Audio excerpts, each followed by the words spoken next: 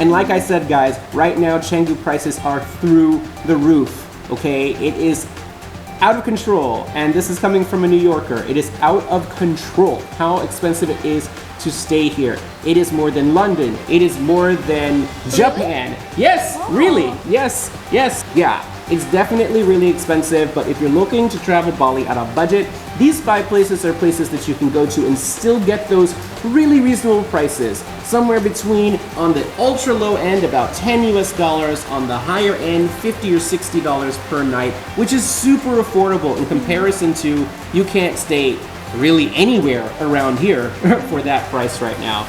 It's raining. What's up, guys? My name is Tim. This is my new friend Nia, and we're here to tell you today 5 unique places you should visit for your trip here to Bali. And I have an actual Indonesian here, and myself, who's been living here in Indonesia for 3 years now almost, that can tell you some more unique places to visit while you're coming on your trip. It's not gonna take very long. We're gonna hit you with the facts, starting off with number 1.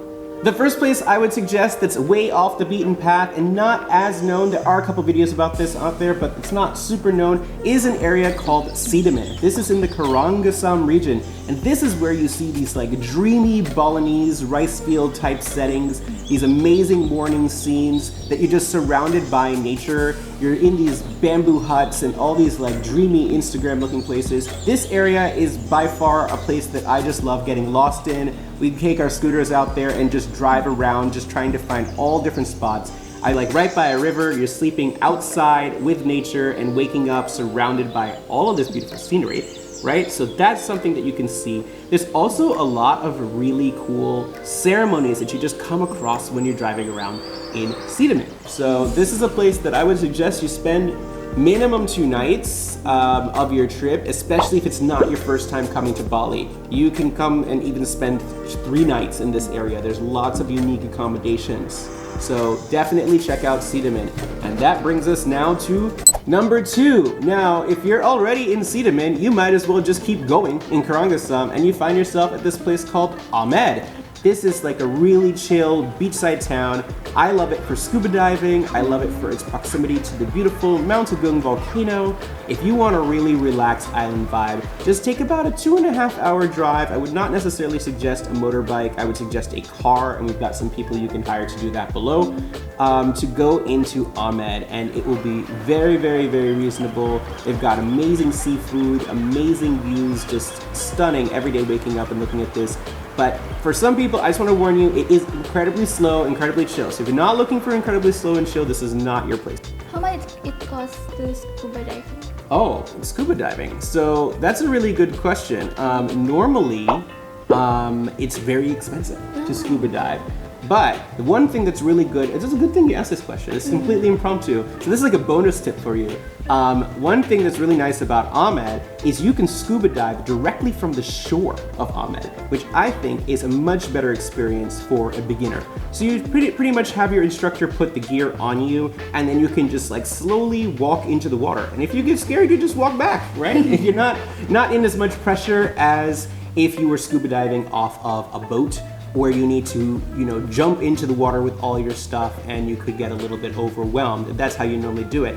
It's also a lot cheaper because you don't have to hire a boat. So there's no fuel, there's no, need to do 2 and 3 different dives in one day. You can just do 1 if you want to. Number 3 is Kintamani, because most people come to this area. They do the very popular, incredibly crowded at times, Mount Batur hike. In the darkness, they go and they take some Instagram photos in the morning of the sunrise and of the coffee, and then they go back to Canggu. Yeah. Like what? There's so much to see here, and it's a big attraction for all of Indonesia. Domestic tourists come here because this area is very unique. Yeah, so there's lots to do in Kintamani. It's really incredibly beautiful there. You can glamp, you can camp, you can stay in nice places. If you're into nature, if you're into outdoors, hiking, you can hike volcanoes. It's incredible, guys, and I don't know why people don't go there. It's also gonna be a little bit cheaper than you see in areas like Seminyak, Kuta, or Canggu. It's gonna be way cheaper per night to stay in this spot. I would suggest minimum of 2 nights. You can try some really cool experiences. We've got a couple videos that we just did, and even more coming from that area linked right here below.